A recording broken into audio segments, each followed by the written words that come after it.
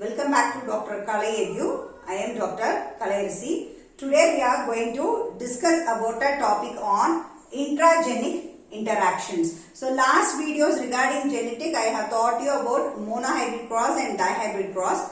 Today we are going to study about intragenetic interactions. So before getting into that, we will recall some things. Okay. So first is gene interactions. Okay. So we all know that from all the experiments of Mendel, we came to know what? The thing is, one particular character is controlled by one particular gene or allele. That is reported by Mendel. Later on, but after the rediscovery of these Mendelian laws, some other experiments were also done regarding this genetics, and some of the scientists has found out that there are some exemptions, that is not a single gene, multiple genes or multiple alleles, they also can control the particular one character. So what is this gene interaction?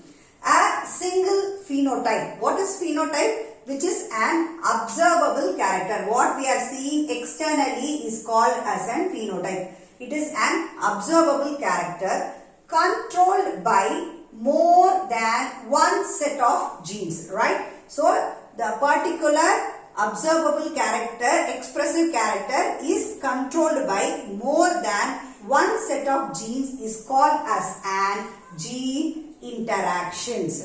So it is something different from the concept of Mendel. This concept was observed and put forwarded by W. Batson. Okay, he is the scientist who has put forwarded this concepts, and it is called as a factor hypothesis. It is also called as Batson factor hypothesis. It may be called as factor hypothesis or Batson's factor hypothesis.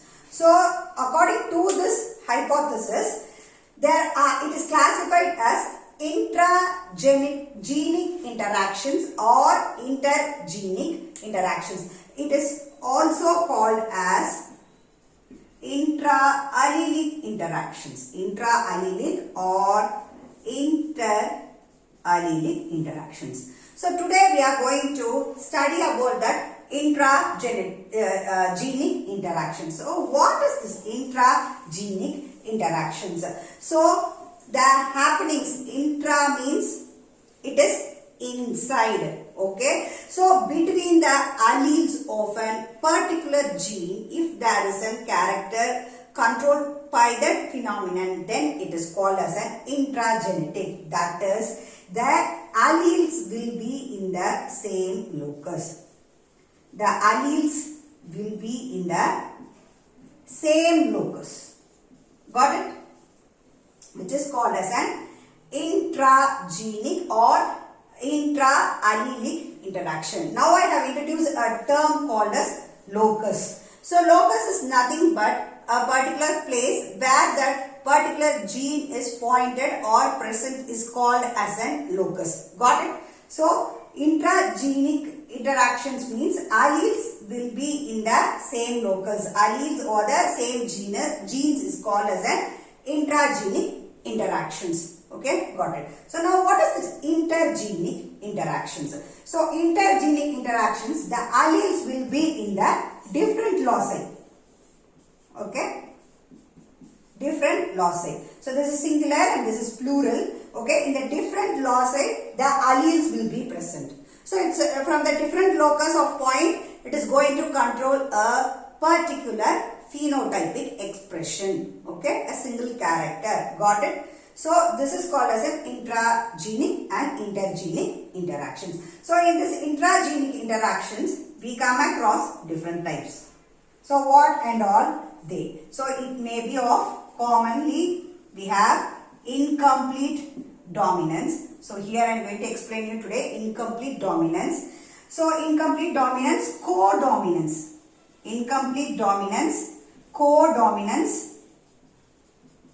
multiple alleles, and then teleotropic genes. Okay, so these are the four different types we are seeing in this intragenic interactions. We will see one by step. So in this intergenic interactions, we have epistasis and polygenic interactions. We have epistasis and polygenic interactions. In next videos and all, I am going to explain you one by one in one videos. Okay. Today we are going to study about incomplete dominance. So what is intra? So in the same locus, the genes will be present. Genes or allele will be present in the same locus is called as an intragenic interactions. So first is the classification we have first incomplete dominance. So what is this incomplete dominance? So for Carl Correns, a scientist named Carl Correns, in 1905, he has done an experiment in Mirabilis jalaba. So what we call it as Mirabilis jalaba, 4 o'clock plant. Do you all know? I think so. So in 4 o'clock plant, we can see the flowers will be blooming in the evening. So in this Mirabilis jalaba, he did an experiment. What he did is homozygous. What is mean by homozygous? The parentals are pure line, which is called as homozygous, right? So he taken a parental homozygous red and homozygous white. Okay. So it is given as R1, R to the power 1, R to the power 1, and white is determined as R2, R2. Both are in capital letters. So in Mendel's law, we used to see that monohybrid and dihybrid cross, one is dominant and one is recessive. Usually we express the dominant characters in capital letter and the recessive characters in small letters. But here we are going to study something other than the Mendel's law. So here the expression both are in capital letters. So they have given the number as 1 and then 2. So in the F1, what we will get? The same way, heterozygous and heterozygous character. So what is surprisingly seen heterozygous character here is the flowers were pink. Okay. Usually according to Mendel, the dominant character will be expressed. But here surprisingly, we saw the flowers are pink and it is not neither red or white. Why it is so? Because what happens here is this red is going to be not fully dominant. That is, it is not completely dominant. And another allele also shows incomplete dominance. Okay. So one, it is not showing its complete dominance, and other one, it doesn't show its allelic dominance. Which character, hence it is called as an incomplete dominance. So the allelic character is not expressed completely, neither this or that. So hence it is called as an incomplete dominance, right? Till here no doubts, I think so. So next here is the F1 hybrids are now selfed. Self means I know you do remember. So R1 and R2 is crossed again with R1 and R2. And another surprisingly what happened, here the phenotypic and genotypic ratio in the F2 generation. In the F2 generation, the phenotypic and the genotypic ratio both are same. 1:2:1. So here red, pink and then white flowers.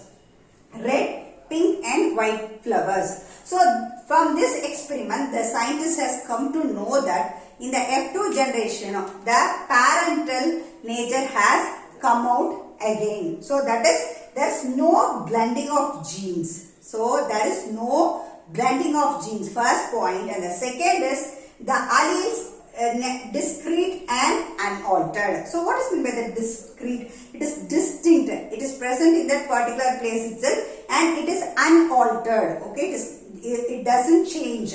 So no blending of genes and alleles discrete and unaltered. So this is very, very important here. So that what happens, it withstands that Mendel's law of segregation. So that here law of segregation is maintained. So there is no discrete and unaltered genes. Okay. So what is this? So Mendel's law is based on particulate inheritance. Here we look upon this particulate inheritance also. So hence expression of this character as it is different, not expressing that parental characters in F1, it is called as an incomplete dominance. I think you have clear in this incomplete dominance. If you have any doubts, you can comment me in the comment section. I will clear your doubts. In the next video, we are going to start with co-dominance. Thank you.